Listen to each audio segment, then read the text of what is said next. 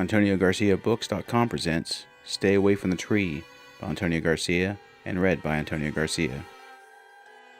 It all began on a random Tuesday in 1953. Billy Henderson went missing while walking to a friend's house just a few blocks away. There were no witnesses, no suspects, and no leads. The police of the small town spent weeks scouring the surrounding forest to no avail. Being a small town, a missing child haunted the town for years, as parents would keep their kids indoors, neighbors would suspect each other, and rumors of who could have done it spread like wildfire. Life had slowly started to return to normal when a little girl went missing in 1958. Once again, there were no witnesses or suspects. The police had no reason to suspect the two disappearances were related, since there were few clues and no Lincoln leads. There were no signs of a struggle, no missing clothes or toys. The children were just walking around town normally when they just vanished. Families began to move out of town as more children disappeared over the years. The dates the children went missing varied.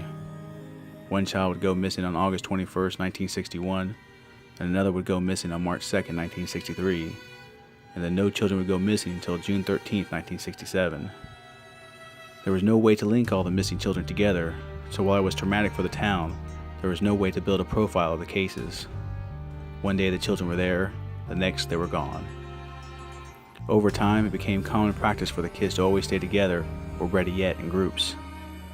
In the end, though, kids would just find themselves walking alone and then disappear every few years. Jimmy rode his bike along with his friends Molly and Chester. He cranked up his tape player to full volume as they rode to Smells Like Teen Spirit by Nirvana, enjoying the summer of 1992.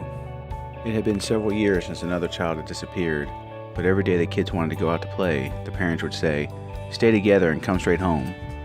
This didn't bother Jimmy, Molly, or Chester as they spent all their time together anyways.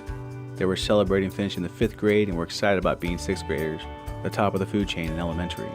They pulled off into an open field where they joined another group of kids for some backyard softball. One of the nice things about growing up in a small town was that there was plenty of big yards to play in. "Come on, Jimmy," Molly yelled from the sideline. "Knock it out of the park." Jimmy gave her a brief smile and ready for the pitch. Charles stared him down from the pitcher's mound, looked around to all the empty bases out of habit, and then pitched the ball. Jimmy, who had never played on a team, knocked the ball over Charles's head and into deep left field, being chased by little Doogie Barnes. Doogie wasn't fast enough though, and the ball hit the ground before he could get to it. Jimmy ran past first and then second, but stopped at third as Doogie threw the ball back to the infield. All the kids on Jimmy's team cheered. Molly came out to bat next, and all the boys on the other team moved in closer to the infield. "These boys will never learn," she thought with a smile. Charles pitched the ball and quickly looked up as the ball flew over his head, continuing its flight over all of his teammates' heads as well. They all scattered to chase the ball, but it was too late. Jimmy ran home, followed not long after by Molly. As the sun went down, the three of them started walking home. "You guys did great," Chester said, pulling up his bike up beside them. Chester was a good friend, but a lousy softball player. He normally played deep right field and tended to punt, so he wouldn't have to risk having his pop-up ball caught. As they walked to Molly's house to drop her off, the wind picked up, which felt good after playing in the field. "See you tomorrow, Molly," Jimmy said, Chester waving beside him. "Later," she said back. The boys walked away, talking and joking the whole time. They stopped in front of Jimmy's house.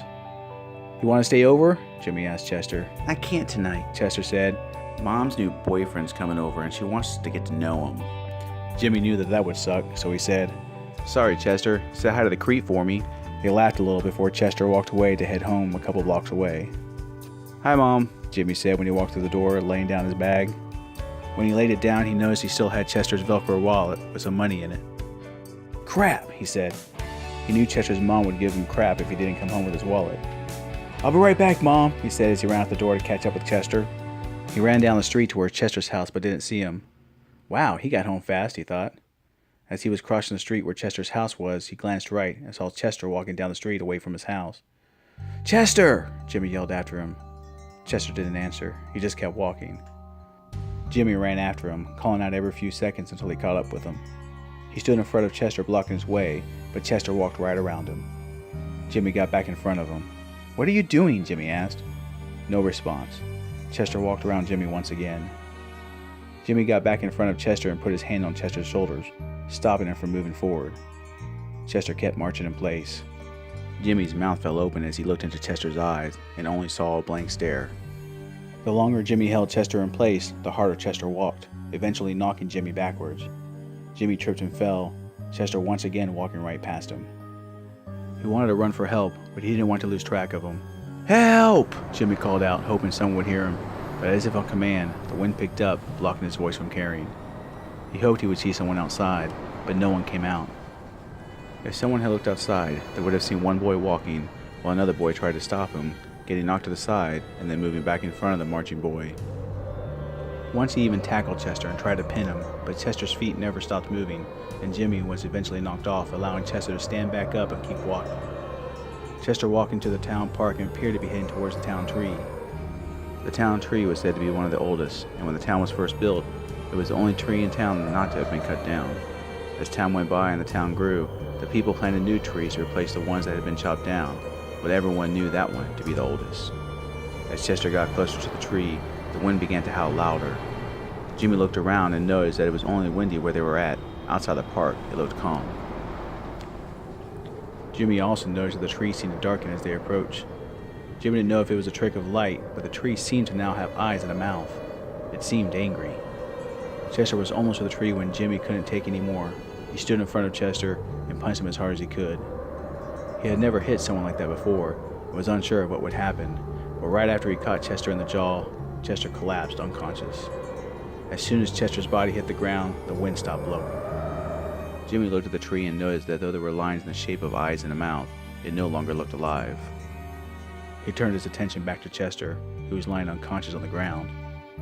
After what seemed like an eternity, Chester woke up, squinting as he dealt with the throbbing headache, trying to figure out where he was. They slowly made their way back to Chester's house, where Jimmy told Chester's parents what had happened and begged for them to call the police. They seemed more upset about him admitting to hitting their son than the ridiculous story of an angry tree. In the end, they sent him home with a stern warning to never hit Chester again, and then trying to cover it up by lying. Jimmy ran home and told his parents the same story, resulting in the same warning from them. Accepting that his parents wouldn't help, he called the police himself the next day, but they seemed insincere when they said they would look into it. Jimmy was unsure of what to do.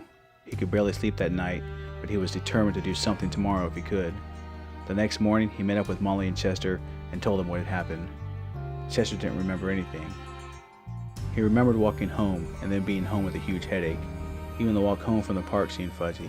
"My mom said you hit me," Chester said, not wanting it to be true. "I had to," Jimmy said. "You were in some kind of a trance. I tried over and over to stop you, but you just kept walking. You walked all the way to the park, and I know this sounds crazy, but I think that old tree wanted to eat you." Jimmy worried that he had lost him with that last statement, but they both knew Jimmy wasn't prone to making up stories or lying. Chester rubbed his head. "I don't remember." "Trust me, Chester," Jimmy said. "I didn't want to hit you, but I had no choice." Chester looked at Jimmy and said, "I believe you," Molly said. "I believe you too." "We have to do something," Jimmy started. "I think this is the reason all those kids have been going missing. I think that old tree has been taking them like it tried to take Chester." "But what do we do?" Molly asked. "We chop it down," Jimmy said sternly. Chester looked up at him. "But we'll get in trouble." "I know," Jimmy replied. "But if we don't do this, it will take another kid someday." "Maybe stopping it for taking Chester last night means we're safe for another couple years," Molly said. "Maybe," Jimmy agreed. "Or maybe it's still hungry and it'll take someone else again tonight, or tomorrow even." All three thought about it. Chester was the first to speak. "You saved my life last night. I know it. I'm with you." Jimmy nodded. "I can't have my two best friends facing a monster alone," Molly said. "I'm in." The three of them headed out to Jimmy's garage and started to look for anything that could be used to chop down the tree. They found one axe, but nothing else that would help. "We have an axe in my house," Chester said. "Us too," Molly said. "But my parents will stop me if they see me try to walk out with an axe." "We'll have to wait until after dinner and then sneak out," Jimmy said. Molly and Chester looked nervous. They weren't expecting to go out when it was dark. In the end, they both looked up and nodded. Jimmy was nervous at dinner, but his parents didn't notice. He made up an excuse of needing to study for a test tomorrow and headed upstairs. He knew he had until 9 to cut down the tree and get home before his parents would notice. They gave him 3.5 hours. He climbed out the window and stealthily made his way to the park. The entire time he walked, he hoped no one would come out and see him walking down the street with an axe.